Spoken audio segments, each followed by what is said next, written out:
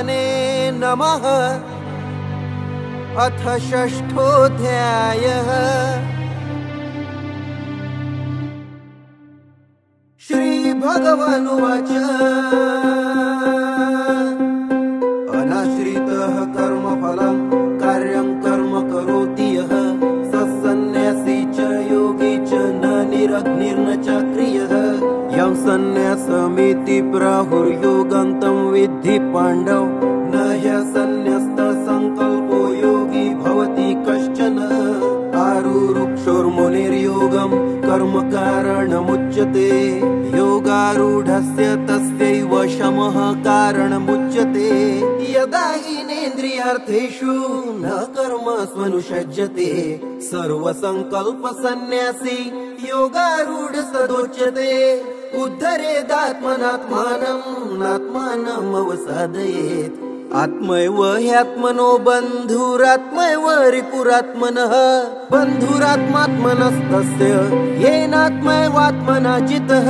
अनात्मनस्तु शत्रुत्वे वर्तेतात्मैव शत्रुवत्। चितात्मनः प्रशान्तस्य परमात्मा समाहितः। शीतोष्ण सुख दुःखेषु तथा मानापमानयोः। ध्यान विज्ञान तृप्तात्मा कुटस्थो विजितेन्द्रियः। युक्त इत्युच्यते योगी समलोष्टाश्म काञ्चनः। सुहृन्मित्रर्युदासीन मध्यस्थ द्वेष बन्धुषु साधुष्वपि च पापेषु समबुद्धिर्विशिष्यते। योगी युञ्जित सततम् आत्मानं रहसि स्थितः। एकाकी यत् चित्तात्मा निराशीरः परिग्रहः। शुचौ देशे प्रतिष्ठाप्य स्थिरमासनमात्मनः। नात्युच्छ्रितं नातिनीचं शैलाजिन कुशोत्तरं। तत्रैकाग्रं मनः कृत्वा यत् चित्तेन्द्रियक्रियः। उपविश्यासने युञ्जद्योगमात्मविशुद्धये। समं काय शिरोग्रीवं धारयन् चलं स्थिरः। तं प्रेक्ष्य नासिकाग्रं स्वं दिशश्चानवलोकयन्। प्रशान्तात्मा विगतभिर्ब्रह्मचारी व्रते स्थितः। मनः संयम्यमच्चित्तो युक्त आसीत् मत्परः। युञ्जनेवं सदात्मानं योगी नियतमानसः।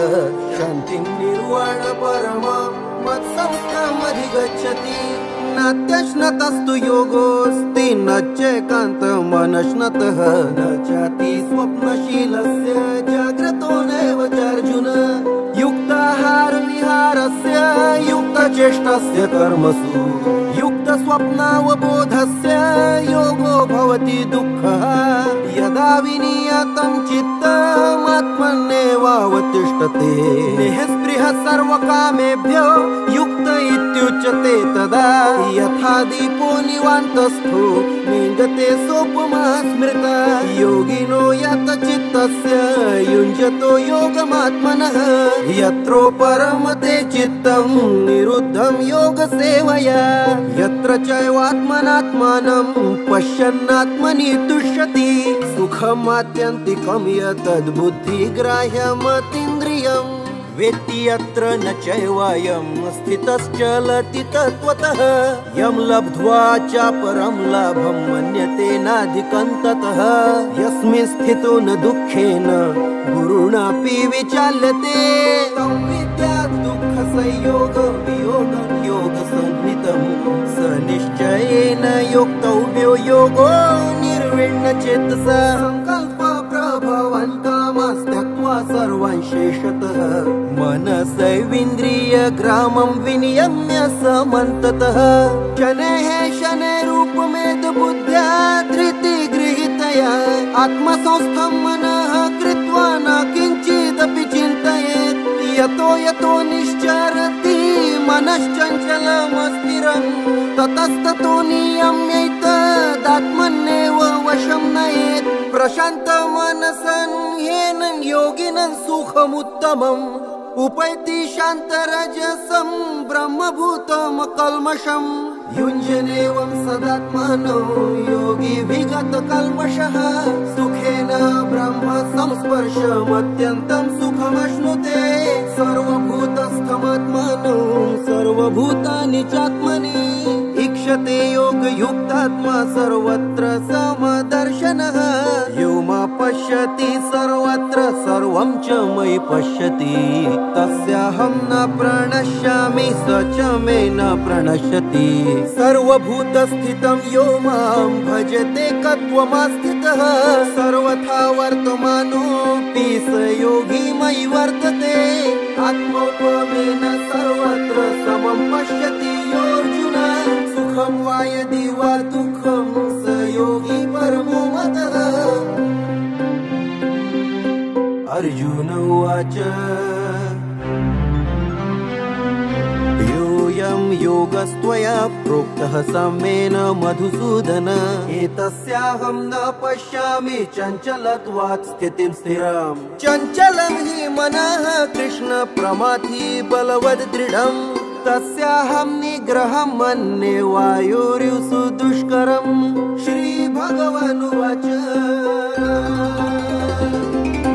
असंशयं महाबाहो मनोदुर्निग्रहञ्चलम् अभ्यासेन तु कौन्तेय वैराग्येण च गृह्यते असंयतात्मना योगो दुष्प्राप इति मे मतिः वशात्मना तु यतता शक्यो वाप्तुमुपायतः अर्जुन उवाच अयतिः श्रद्धयोपेतो योगाच्चलितमानसः अप्राप्य योग संसिद्धिं कां गतिं कृष्ण गच्छति कच्चिन्नो भयविभ्रष्टश्चिन्ना भ्रमेव नश्यति अप्रतिष्ठो महाबाहो विमूढो ब्रह्मणः पथि एतन्मे संशयं कृष्ण छेत्तुमर्हस्य शेषतः त्वदन्यः संशयस्यास्य छेत्ता न ह्युपपद्यते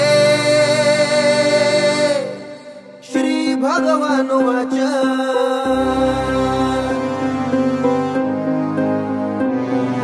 पार्थनैवेहनामुत्र विनाशस्तस्य विद्यते न हि कल्याणकृत कश्चिद् दुर्गतिं तात गच्छति प्राप्य पुण्यकृतं लोकानुषित्वा शाश्वतिः समः शुचिनां श्रीमन्ताङ्गेः योगभ्रष्टोऽभिजायते अथवा योगिनामेव कुले भवति धीमताम् एतद्धि दुर्लभतरं लोके जन्म यदीदृशं तत्र तं बुद्धिसंयोगं लभते पौर्वदेहिकं यतते च तयो भूयः संसिद्धौ कुरुनन्दन पूर्वाभ्यासेन तेनैव ह्रियते ह्यवशोऽपि सः जिज्ञासुरपि योगस्य शब्दब्रह्माति वर्तते प्रयत्नाद्यतमानस्तु योगी संशुद्ध किल्बिषः अनेक जन्म संसिद्धस्ततो याति परं गतिम् तपस्विभ्योऽधिको योगी ज्ञानिभ्योऽपि मतोऽधिकः कर्मिभ्यश्चाधिको योगी तस्मात् योगी भवार्जुन योगी नामपि सर्वेषां मद्गतेनान्तरात्मनः श्रद्धावान् भजते यो मां स मे युक्ततमो मतः ॐ तत्सदिति श्रीमद्भगवद्गीतासूपनिषत्सु ब्रह्मविद्यायां योगशास्त्रे श्रीकृष्णार्जुनसंवादे आत्मसंयमयोगो नाम षष्ठोऽध्यायः।